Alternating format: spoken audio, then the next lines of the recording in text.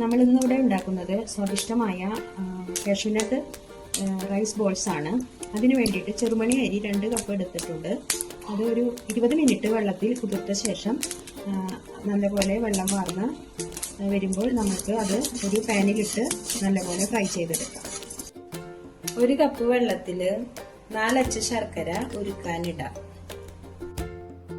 ഇതിലേക്ക് 1 കപ്പ് നാളികേരം വറുത്തെടുക്കേണ്ടതുണ്ട്. അതിനായി 1 ടീസ്പൂൺ നെയ്യ് ഇടാം.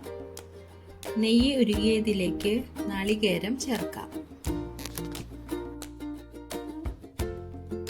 നാളികേരം ഗോൾഡൻ ബ്രൗൺ നിറമായാൽ ഇറക്കി ചൂടാറാൻ വെക്കാം.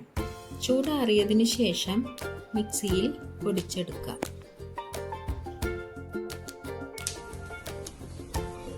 അരി ഏകദേശം 1/4 വറവാകുമ്പോൾ 1 കപ്പ് കാഷ്യൂനട്ട് ഇതിലേക്ക് ഇടാം.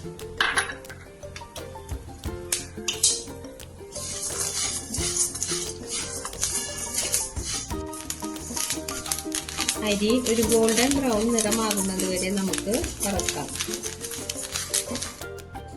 ശർക്കര പാനി ഉരുക്കിയത് അരിച്ചെടുക്കണം. അരിയും കാഷ്യൂനട്ടും വറുത്തു പൊടിച്ചതാണിത്. ഇതിലേക്ക് നാളികേരം വറുത്തു പൊടിച്ചത് ചേർക്കാം.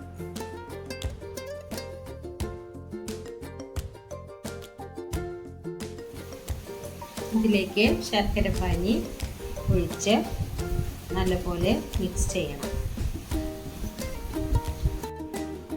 നമ്മുടെ കാഷ്യൂനട്ട് റൈസ് ബോൾസ് റെഡി ആയിട്ടുണ്ട്.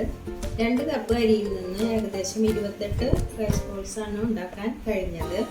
കുട്ടികൾക്ക് സ്നാക്ക് ബോക്സിലേക്ക് കൊടുത്തയക്കാനായിട്ട് നല്ലൊരു ഡിഷാണിത്. എല്ലാവരും വീഡിയോ കാണണേ.